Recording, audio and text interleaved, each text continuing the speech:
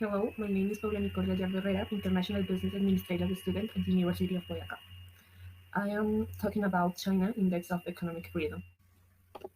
So, China has the world's second largest economy and is this world's largest exporting country, but its income per capita is below the global average. General Secretary Xi Jinping has centralized his authority, ousted international political enemies, and tightened control of civil society. He is likely to extend his term in power beyond the usual decade at the 20th Chinese Communist Party Congress in late 2022. A slowdown in economic growth that may be more severe than is officially acknowledged is a serious challenge to the government and to Xi's ideological economic framework. His official ideology of socialism with Chinese characteristics continues to shield liberation, heightened reliance on mercantilism, rise bureaucratic hurdles to trade and investment, weakened the rule of law, and strengthened resistance from best interests that impedes more dynamic economic development. While China's economic freedom score seems to demonstrate some improvement during the past few years, some data measuring components of economic freedom that are based on surveys conducted only in a country major cities may give a misleading impression of conditions for the rural poor. Overall, the foundation of economic freedom remains very weak in China, and the economy is repressed. Reforms are usually systemed by those who have a political interest in maintaining the status quo. With a slowing economy, China's lack of investment freedom and financial freedom are serious impediments to productivity, growth, and development. Other issues such as restrictions on Hong Kong autonomy, threats to Taiwan, the persecution of China's Uyghur minority, and Beijing's warfare activities have led to a broad decline in trust and continue to destabilize global relationships. China's economic freedom score is 48.0, making its economy the 158th first in the 2022 index. China is ranked 35th among 39 countries in the Asia-Pacific region, and its overall score is below the regional and world average.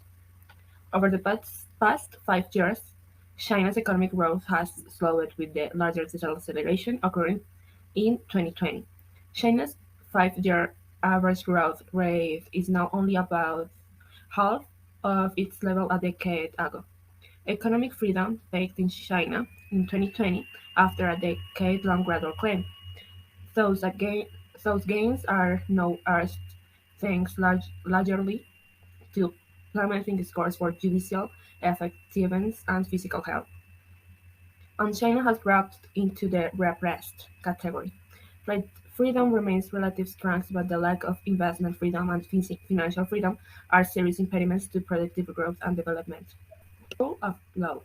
Protection and enforcement of property rights are weak. All land in China is owned either by the state or by rural collectives. Land seizures are common. The theft of foreign-owned intellectual property is widespread. The Communist Party dominates the subservient judicial system. Corruption is rampant, often in areas heavily regulated by the government, such as land uses rights, real estate mining, and infrastructure development, which are susceptible to fraud, bribery, and kickbacks. Government size.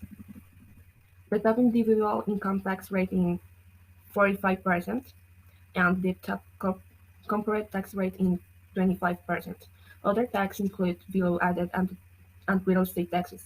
The overall tax burden equals 15.2% of total domestic income.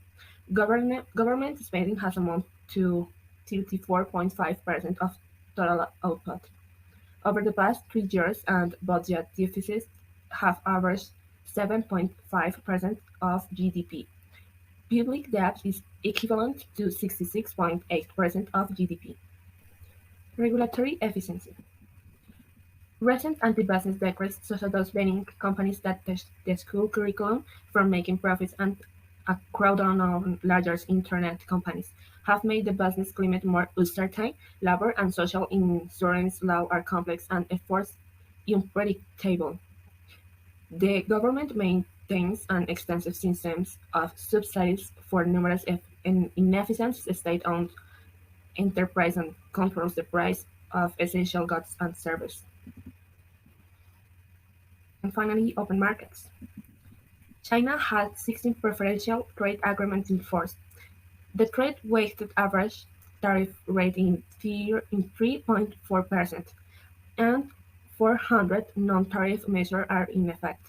The National People's Congress has passed new laws replacing previous codes governing foreign investment, but China's protectionist foreign investment approval system remains restrictive and lacks transparency. The government continues to maintain its tight grip on financial systems.